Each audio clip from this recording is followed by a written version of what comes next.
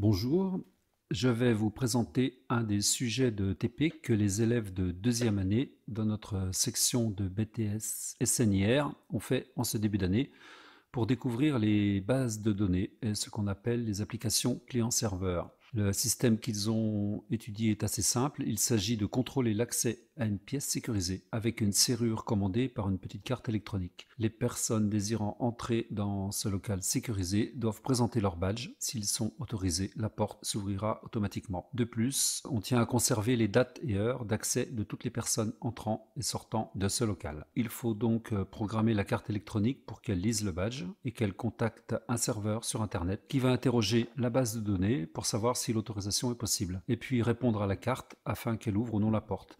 Si la permission est accordée, on enregistre également les dates et heures dans la base de données. Les élèves ont d'abord étudié la programmation de la carte électronique qui permet de lire le badge et de transférer le numéro de badge à un serveur. Nous avons utilisé une simple carte Arduino à laquelle est reliée une carte lecteur de badge. Les élèves ont dû adapter le code fourni par le fabricant du lecteur pour qu'il fonctionne correctement. Ce code est écrit en langage C++.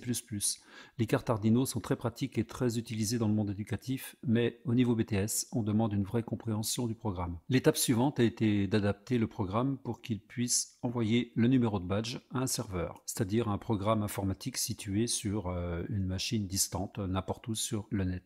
Pour cela, il faut ajouter au système électronique une carte lui permettant de communiquer avec un serveur par une connexion Ethernet. Ceci demande quelques connaissances en réseau, mais surtout de bonnes bases en langage C++. Une fois la carte reliée à une box ou à un switch, elle pourra communiquer avec n'importe quel serveur situé dans le monde entier. C'est magique. La deuxième étape est la mise en place de la base de données.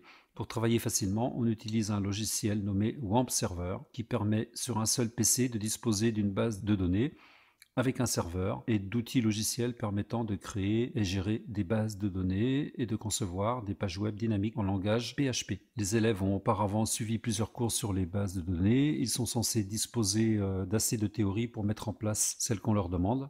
On va stocker les informations sur les personnes avec leurs droits d'accès et leurs horaires de passage. Ils disposent dans le TP d'assez d'informations pour mettre en place la base de données nécessaire. On leur fournit aussi un programme écrit en langage PHP pour recevoir les informations provenant de la serrure. La dernière étape de ce TP consiste à faire fonctionner tous ces éléments ensemble et à vérifier que seules les personnes autorisées puissent entrer dans le local et que les horaires soient bien enregistrés. Comme vous le voyez, il s'agit d'un TP où on trouve un peu de réseau, mais surtout de la programmation dans différents langage, le PHP et le C++, et évidemment ce qui concerne les bases de données. Un élève de BTS SNIR en fin de cursus doit être capable de concevoir une base de données et de la mettre en œuvre, c'est-à-dire qu'on doit pouvoir l'interroger pour retrouver les informations stockées. Ce TP est assez simple, mais il montre bien qu'on ne peut pas prétendre faire des choses intéressantes dans le domaine informatique sans compétences en réseau et en programmation. Ce sont les deux domaines où l'enseignement est le plus conséquent dans notre BTS. Il faut savoir acquérir les données, les traiter, les transporter, les stocker et pouvoir les consulter.